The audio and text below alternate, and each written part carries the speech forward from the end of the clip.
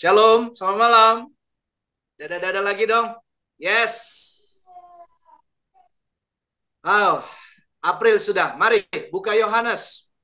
Yohanes 2, Yohanes 2 ayat 13 sampai 17, kawan-kawan dan Bapak Ibu saudara-saudari. Yohanes 2 13 sampai 17. Saya baca di sini, teman-teman baca tetap mute saja di tempat masing-masing ya. Tempat kita berjauhan, tapi biarlah itu menjadi sebuah jaringan doa dan jaringan sabda, begitu ya. Dan biar naik harum bagi nama Tuhan. Yohanes 2, kita baca bareng-bareng dengan suara lantang di tempat masing-masing. Tetap di mute saja. Saya dan kita semua baca 13 sampai 17. Yohanes 2 ayat 13 sampai 17. 1, 2, bareng-bareng. 3. Ketika hari raya Paskah orang Yahudi sudah dekat, Yesus berangkat ke Yerusalem. Dalam bait suci didapatinya pedagang-pedagang lembu, kambing domba dan merpati, dan penukar-penukar uang duduk di situ. Ia membuat cambuk dari tali, lalu mengusir mereka semua dari bait suci dengan semua kambing, domba, dan lembu mereka. Uang penukar-penukar dihamburkannya ke tanah, dan meja-meja mereka dibalikkannya. Kepada pedagang-pedagang merpati ia berkata, ambil semuanya ini dari sini. Jangan kamu membuat rumah Bapakku menjadi tempat berjualan. 17. Maka teringatlah murid-muridnya bahwa ada tertulis, cinta untuk rumahmu menghanguskan aku. Sampai sedemikian firman Tuhan. Yang berbagai dalam mereka dengar firman Allah, meresapinya, merefleksikannya dengan tajam dan makin kuat. Dan yang lebih penting tentu melakukannya. Haleluya. Bagian kita saat ini, PPT saya boleh ditampilkan. Bagian kita saat ini, teman-teman, adalah bagian ketika perjuangan dari diri sendiri sebetulnya. Jadi tematik kita cinta yang menghanguskan itu kan ada di ayatnya yang terakhir 17. Betul? Nah, ayat 17 itu merefer sebetulnya murid-murid itu sudah menjadi sebuah ungkapan. Kalau sekarang kayak quotes gitu ya. Tapi juga itu dinyanyikan karena dalam sinagoge atau bait suci itu dilafalkan begitu ya. Salah satunya itu. Nah, saya ajak kita buka Mazmur 69. Mari. Mazmur 69 ini yang menjadi ungkapan kita sebagai tema kita, ayat 10. Ibu Pinkan boleh minta tolong bacakan buat kita semua begitu ya. Mazmur 69 ayat 10 tuh. Sebab cinta untuk rumahmu menghanguskan aku, dan kata-kata yang mencela engkau telah menimpa aku. Wow, ya. Nanti dinikmati saat teduh pribadi sama family juga, itu keren. Jadi bentuknya seperti prosa, puisi begitu ya. Tetapi secara isi kayaknya itu kayak bergandengan. Jadi antara Mazmur sama bacaan kita sekarang ini itu konteksnya kan jauh banget. Satu PL, satu PB. Dia kini ribuan tahun begitu ya. Tetapi kayaknya berdampingan, kayaknya dekat banget. Nah, ini membuktikan salah satunya bahwa firman Tuhan ya dan amin kekal abadi. Sampai hari ini juga. Betul saudara? Nah, maksudnya adalah sebetulnya kalau tarik kepada konteks, kita harus kembali ke konteks. Peristiwa ketika Yesus demikian marah adalah bagaimana murid-murid dibukakan. Oh, kita jadi ingat cinta untuk rumahku cinta untuk rumahmu menghanguskan aku. Ya, jadi kalau dunia bilang jatuh cinta itu apa? Dunia jadi milik berdua kan gitu ya. Apa-apa jadi nikmat, ya kan? ya kekasihnya belum mandi aja pun tetap harum dicium gitu ya. Dan kalau dia semuanya itu jadi seperti tidak ada, yang lain tidak ada, cuma berdua. Nah, kalau bagian ini jadi jauh lebih dalam, lebih seru. Kenapa? Kata rumahmu di situ itu menunjukkan bait Allah. Bait itu hati sebetulnya. Lokus di mana Tuhan bertahta. Tempat di mana Tuhan ada. Ya. Jadi hati Anda dan saya, masihkah ada cinta dan kasih di dalam Tuhan? Masihkah ada kasih sayang pada sesama? Nah, ini sebetulnya yang harus menjadi bagian awal kita pada saat ini. Kenapa? Ini menjelaskan bahwa terjadi korupsi yang luar biasa. Jadi korupsi itu sudah ada pada saat itu. Ini yang nggak disukai oleh Yesus. Karena perjalanan untuk berziarah, gitu ya. Jadi saudara-saudara, Bapak Ibu dan teman-teman, ziarah itu, berziarah ke bait suci itu adalah wujud cinta. Nah, ini dia. Wujud kasih kepada Allah. Orang mau datang jauh-jauh. Perjalanannya ribuan, bahkan menurut beberapa catatan ahli ada yang puluh ribuan. Bayangkan belum ada jalan tol, ya kan? Belum ada jalan raya, ya, naik keledai. Kalau yang punya uang bisa beli kuda. Tapi kalau enggak ya jalan kaki, saudara. Bayangkan itu. Yang sudah pernah ke Holy Tour, Holy Land Tour, malam dingin banget. Dingin dalam artian ya memang apa ya, anginnya kencang. Nah, angin kencang juga ada siang hari. Siang hari panas terik, tambah timpa angin, dihembuskan angin kencang, jadi kayak nusuk-nusuk begitu ke kulit. Tapi itu dijalani, dilakoni. Nah, ketika sampai di bait suci, di bait Allah, lah mereka nggak punya alat untuk mata uang, mereka kan beda-beda, betul saudara? Karena dari tempat yang beda-beda. Nah, ini mengapa di bagian-bagian yang kita pelajari seperti sekarang dikatakan Yesus marah ya kepada para penjual-penjual hewan kurban dan penukar-penukar uang. Gitu ya, saudara-saudara ya. Jadi memang uangnya itu harus ditukar. Bayangkan itu. Jadi bukan soal tukar uangnya, karena bagi Allah nggak penting kan, betul saudara? Ya, tetapi ini bagi para pemimpin-pemimpin agama yang notabene ngurusin atau berkuasa akan bait suci itu. Jadi mata uangnya harus sama. Maksudnya apa? Supaya ada selisih. Nah, ini dia. Karena tahu bahwa mereka yang punya mata uang itu, nah selisihnya itu diambil gede buat para pemimpin pemuka agama. Bukan buat gereja loh. Ya. Jadi saya mau bilang kesempatan ini, Bapak Ibu jangan latah, teman-teman jangan latah ikut-ikutan larang-larang kalau ada pencarian dana di gereja Anda. Anda ngerti maksud saya? Ya. Cek and recheck dulu. Kalau itu yang melakukan adalah panitia, komisi, dan betul-betul tulus, bersih, transparan, bukan untuk masuk kantong pribadi, bisa ngerti? Bukan untuk perut pribadi, tidak apa-apa. Yang Yesus persoalkan bukan soal dagangnya. Yang Yesus persoalkan bukan soal mata uangnya, nggak pernah. Apa soalnya? Ketidakadilan, ya, ketidakjujuran. Nah, ini perjalanan jauh membuat mereka sulit, ya kan, untuk membawa hewan kurban sendiri.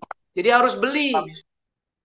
Nah, yang pas beli juga ketentuannya sudah dibuat. Wah, ini dia bahaya sekali. Jadi pagar-pagarnya udah dibuat duluan, bukan untuk hal yang baik, tapi sekali lagi untuk korupsi, untuk kepentingan diri sendiri. Begitu juga ada uang pajak itu, ya. Mungkin lebih tepat begitulah, uang pajak gitu ya, selisih tadi. Nah, mereka kan karena berbeda mata uang, nah kemudian terpaksa deh.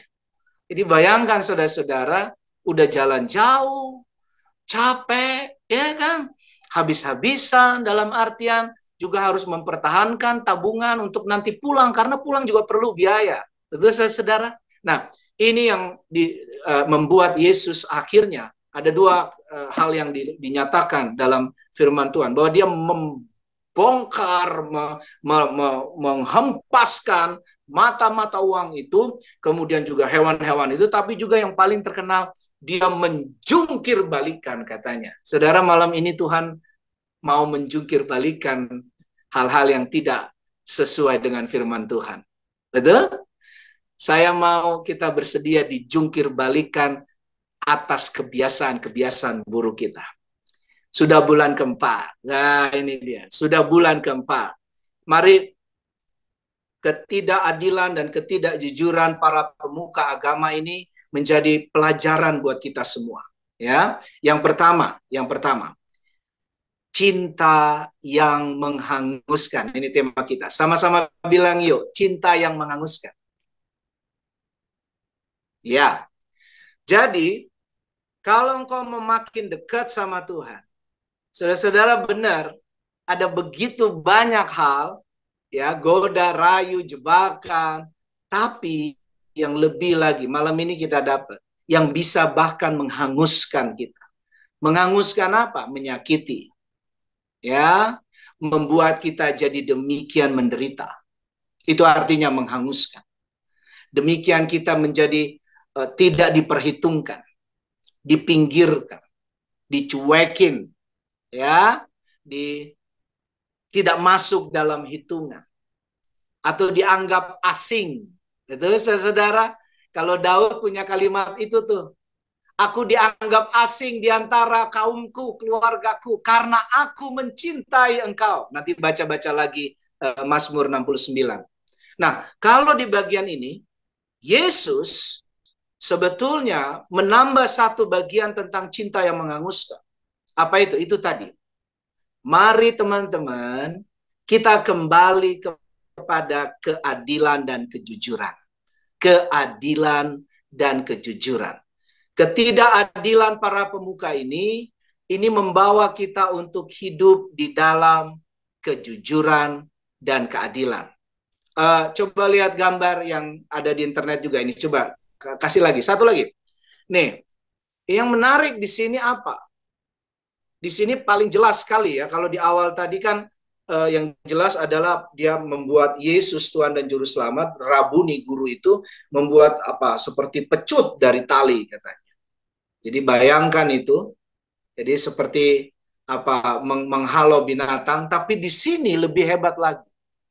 Penggambarannya, lihat, di sana digambarkan para penjual-penjual itu pun, itu pemuka-pemuka agama itu.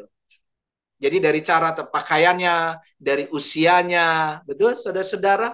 Atau memang yang paling mendekat adalah ada orang-orang yang sudah diatur oleh para pemuka agama itu untuk berjualan. Yang lain nggak boleh tanpa seizin si pemuka agama. Nah, hal-hal begini dilakukan percis di depan sinagog. Kalau bahasa yang sering kita dengar ada serambi, ya. Jadi kita tahu kalau kemah suci itu ada tempat di depannya itu tempat persembahan ukupan, oke. Kemudian ada ruang kudus, ruang suci, lalu kemudian ada ruang maha suci. Nah, ruang yang terakhir ini nggak boleh, nggak sembarang orang masuk. Siapa yang boleh masuk di ruang maha, ya, maha suci, maha kudos itu, yang terakhir itu? Para imam ini, para pemuka-pemuka ini, bayangkan itu. Jadi kalau gambar ini kita maknai ulang dengan bagian tadi, yang seharusnya tempat mereka di mana tadi, maha suci, mereka ada di depan itu. Berjualan untuk dapetin masuk ke kantongnya. Wah, ini yang paling-paling.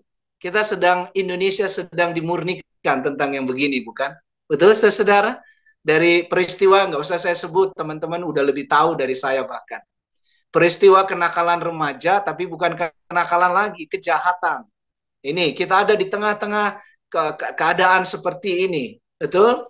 Jadi, kemudian soal kekayaan yang begitu besar, korupsi, ya, dan banyak sekali kementerian, semuanya jadi rame. Yang terakhir Pak Mahfud MD di DPR, betul saudara? Nah, belum lagi plus dengan bola, betul? Belum lagi dengan bagian yang membuat gemas juga semuanya. Nanti ada lomba renang beach di Bali, betul? Saudara-saudara, saya mau kesempatan ini saya mau ajak kita masuk betul di dalam sabda dan perenungan firman Tuhan tema kita saat ini. Apa yang kita cintai? Betul? Siapa, apa yang kita cintai sebetulnya sampai titik awal bulan April ini dan seterusnya besok.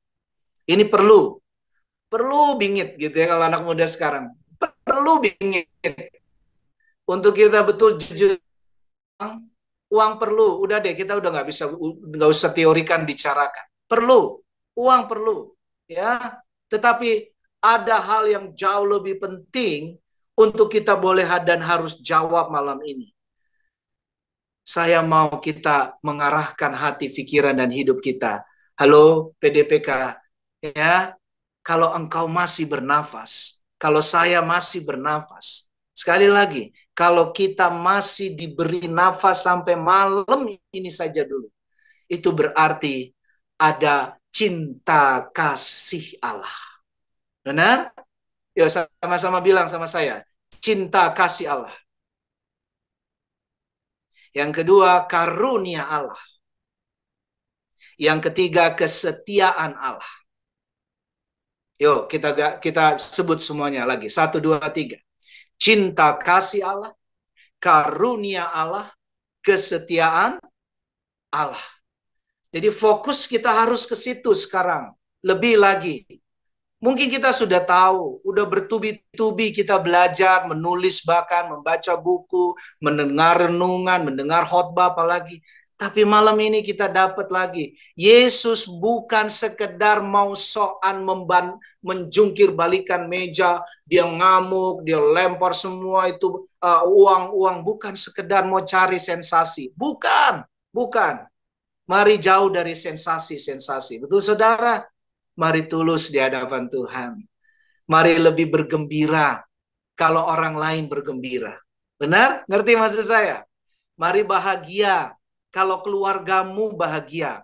Kita bahagia kalau orang-orang di dekat kita dalam keseharian sudah lebih dulu bahagia, apalagi karena kehadiran kita.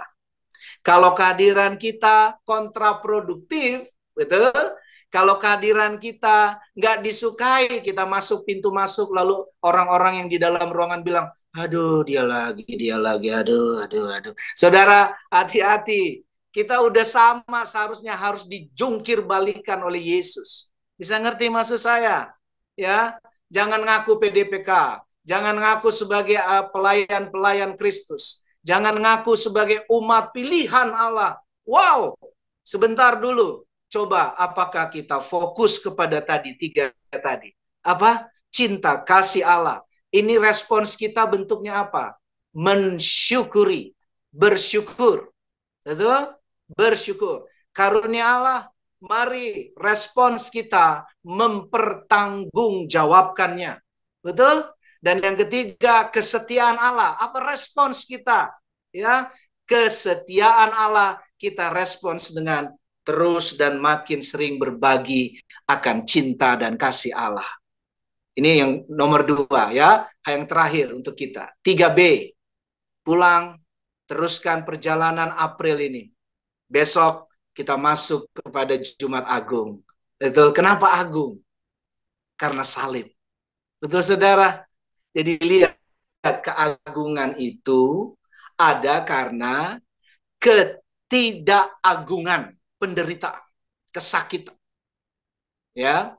Penggambarannya yang paling terkenal adalah soal cawan. Rasul Paulus pernah menulis surat kepada jemaat di Korintus.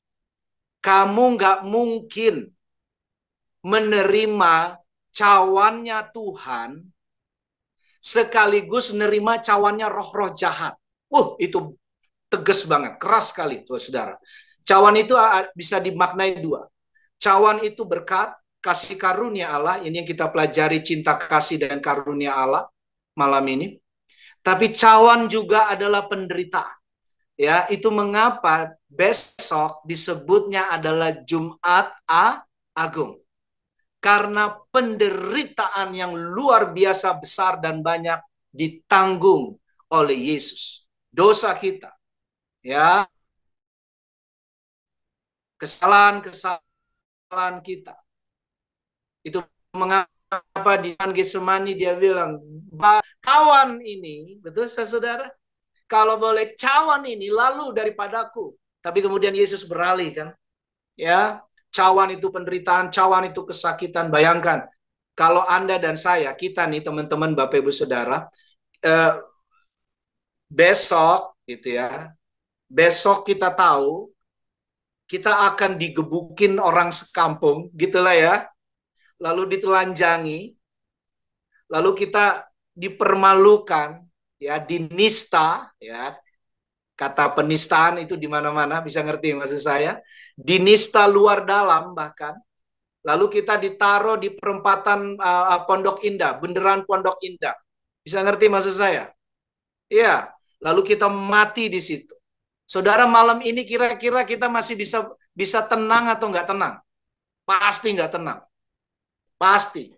Berusaha untuk lari, kabur.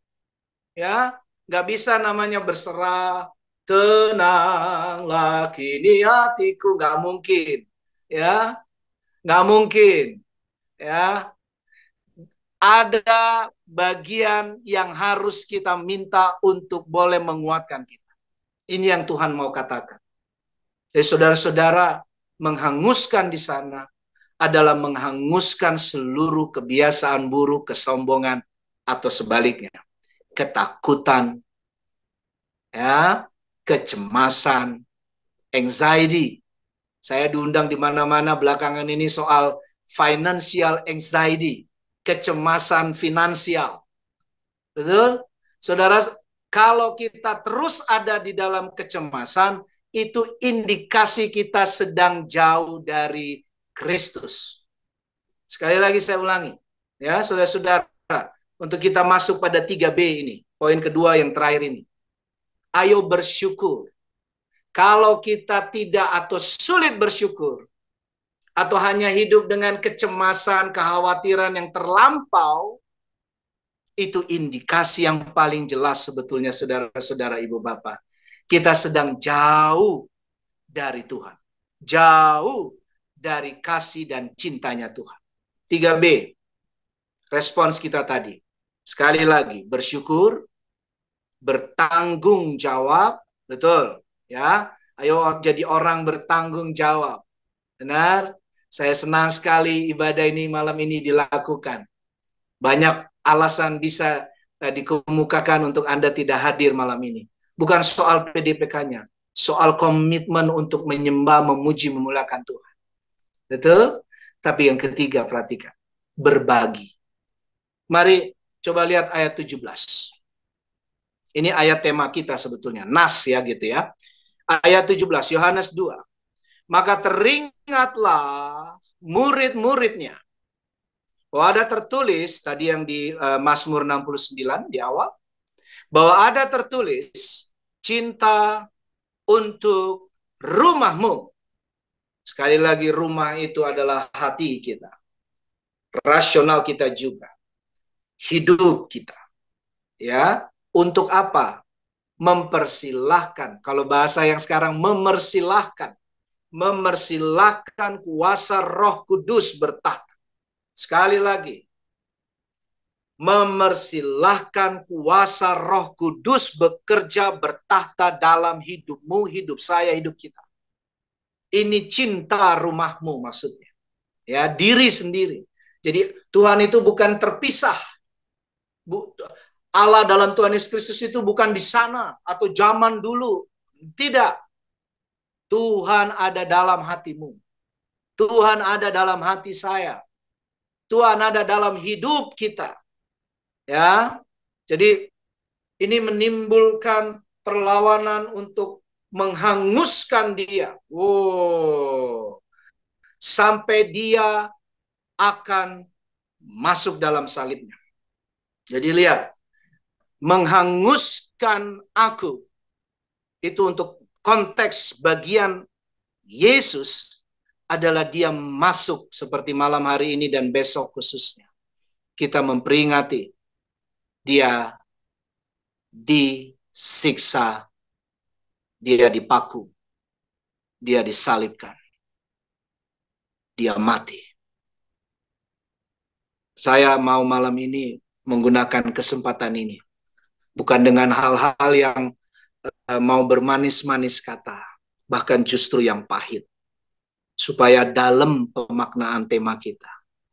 Siapkah kita juga untuk dihanguskan? Artinya apa Bang Dodo, Pak Pendeta Lusindo? Bapak Ibu, teman-teman, saudara-saudari. Mari lebih siap. Lebih siap saya katakan. Ya, bagi kemuliaan Tuhan, Tuhan Yesus Kristus dalam Allah Bapa dan kuasa Roh Kudus-Nya. Mari lebih siap untuk menderita karena Tuhan. Kalau kemarin ada patung Bunda Maria yang ditutup, betul saudara? Oh, itu belum apa-apa. Benar? Belum apa-apa. Masih banyak hal yang lain. Bukan berarti belum apa-apanya teman-teman Katolik. Bukan. Jangan salah pikir. Tapi belum apa-apanya saudara. Kalau apapun yang dalam hidupmu kemudian dihalangi, betul-betul ditutup. Siapkah? Saudara, bukan, saya tidak menakut-nakuti. Tetapi bagian kita adalah untuk dimuliakan oleh Tuhan. Perhatikan. Kemampuan untuk berkata bahwa yang ada padaku bukan punyaku. Sekali lagi. Apa yang ada pada Anda bukan punya Anda. Apa yang ada padaku bukan punyaku. Apa yang kita miliki itu benar-benar dari Tuhan. Di situ titik kita siap dihanguskan. Sehingga kita bisa berani bilang, kalau semua ini pun diambil, aku tetap menaikkan tadi. Yang pertama apa? B yang pertama. Bersyukur. Ini malam ini yang luar biasa sebelum besok kita Jumat Agung. Jadi siapa yang mau dimuliakan Tuhan? Siapa anak-anak Tuhan PDPK yang mau betul-betul dilayakkan, betul-betul semakin dipakai luar biasa, menjadi pelayan-pelayan, pemuji, penyembah, dan penyalur berkat bagi banyak orang. Adalah mereka yang berani bilang, kalaupun yang semua ini hilang diambil, ya, aku tetap bersyukur. Betul, saudara? Kalaupun dunia demikian, itu tadi yang saya katakan berulang-ulang sejak di pertengahan khotbah ini. Ya, ngejelekin, ya, ngebully bahasa sekarang, menghakimi bahkan, dan kemudian kita tidak masuk dalam hitungan teman, sahabat, dan banyak orang. Betul? Apakah tetap kita bertanggung jawab dalam melakonkan kehidupan kita? Saya mau Anda tunjukkan kualitas. Terserah dunia bilang soal minoritas, mayoritas. Anda ngerti maksud saya? Ya, tunjukkan kualitas kerjamu. Tunjukkan, hasilkan karyamu sebagai anak-anak Tuhan. Dari yang kecil sampai yang besar. Saya berdoa, Tuhan akan kembangkan talenta dan potensi yang ada dalam dirimu. Betul saudara? Iya, sekarang waktunya. Kalau Anda punya kerinduan apa selama ini, sudah lama banget bahkan, atau baru saja kayaknya Tuhan munculkan kerinduan pengen berbagi, ingin untuk men-share sesuatu yang baik, perbuatan, perkataan, kehadiran, ya. Misalnya dari dulu saya pengen mengunjungi panti jompo, nggak usah sama rombongan, berdua aja sama suami, sama istri, atau sendirian aja. Aku pengen gitu. Saudara, saya mau bilang malam ini, lakukan itu besok. Lakukan. Kenapa saudara? Waktu, kesempatan. Kita belajar soal mempertanggungjawabkan waktu. Jadi bukan pertanggungjawabkan soal ekonomi, duitmu aja. Bukan pertanggungjawaban soal kekuatanmu. Saudara, sebentar lagi kita semua akan lenyap. Perhatikan, betul. Nggak usah yang muluk-muluk dulu secara alkitabiah. Kita makin tua. Benar? Saya gigi udah ompong-ompong di geraham. Benar, saudara, kelihatan aja keren begini. Saya yakin kita semua juga bergumul yang sama. Pasti ada lah. Nggak pun ada kelebihan, ada keterbatasan. Betul, saudara? Ini kacamata keren. Betul, saudara? Saya baru tahu di usia 40, kemarin 40, saya sudah 50. 40 orang kacamata apa itu tukang kacamata bilang, Pak Dodo, manusia itu manusiawi usia 40 menurun. Loh, saya baru tahu, sudah. Ya, lihat kemampuan kita untuk mensyukuri dan menerima apa yang Tuhan beri, bahkan yang diizinkan tidak baik, itu akan membawa pertanggungjawaban. Ayo berbagi. Terakhir sekali lagi saya ulang ini terakhir. Saya mau PDPK berbagi. Oke? Berbagi satu dengan yang lain.